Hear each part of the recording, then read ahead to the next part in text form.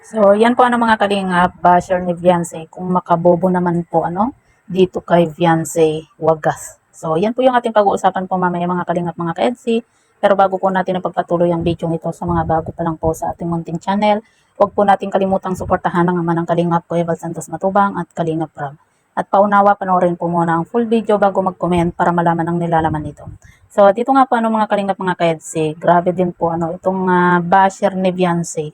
Kung makabobo dito kay Fiancé ay talaga namang wagas nga po At yan nga po mga kalingap, mga keds. Alam naman po natin na nung nakaraan nga po ay ni-reactionan din po natin yung patungkol po sa plano nga po ni Kalingap Rob para dito kay Fiancé. Pero alam naman po natin na plano pa lang naman po yun. Kumbaga na kay Fiancé pa rin po kung ano po yung gusto po niyang gawin sa buhay po niya at kung ano po yung gusto po niyang marating nga po At yan nga po mga kalingap, mga ka-EDC. Siyempre itong si Kalingap Rob, suporta lang po yung ginagawa po niya dito kay Fiancé. Kung ano man po yung plano po ni Fiancé, kumbaga si Fiancé pa rin po yung masusunod nga po kung gusto man po niyang mag-artista, kung gusto man po niyang mag-modeling, 'di ba? Or gusto niyang mag-audition sa PBB, 'di ba? Kumbaga plano lang naman po 'yun ni Kalingap Rob, pero si Fiancé pa rin po yung masusunod nga po kung ano po yung gusto po niya.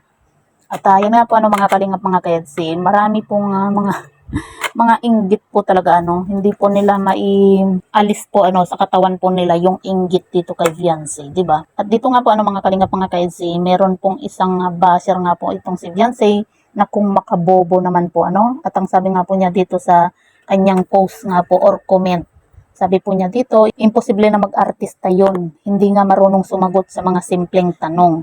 Baka artista ng mga bobo. Sabi po niya dito, tingnan niyo siya kung maglakad, nakabuka ka. Yan po yung comment nga po, ng isang basher po ni Fiancé. Na kung makabobo naman po, dito kay Fiancé ay wagas nga po. 'Di ba? Baka itong nag-comment na to, siya po yung bobo nga po, At sobrang inggit dito kay Fiancé, 'di ba?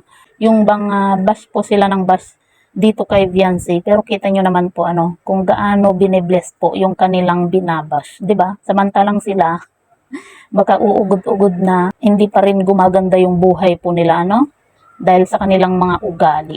Masaya pa rin po tayo mga kalingap, mga ka-EDC, na kahit na marami po yung nang babash po dito kay Fiancé, pero nakikita naman po natin na habang binabash po itong si Fiancé, mas marami po yung nagmamahal at mas lalo pong inaangat po itong si Fiancé nga po. Lalong-lalo na po at mas marami pong dumarating po na blessing dito kay Fiancé.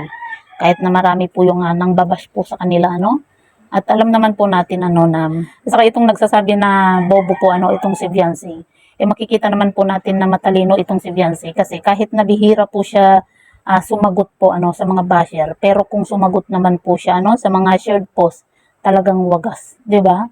Ito kumbaga talagang may laman kumbaga matatamaan talaga yung mga basher po niya at saka yung mga insecure po dito kay Fiancé.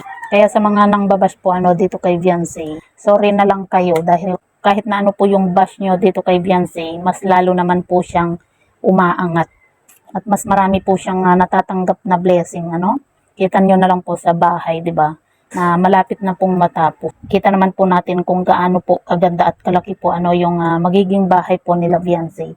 Doon pa lang po panalong-panalo na po itong si Fiancé. Kaya yung mga basher na po na yan, wala po yan magagawa kundi ngawa lang ng ngawa nga po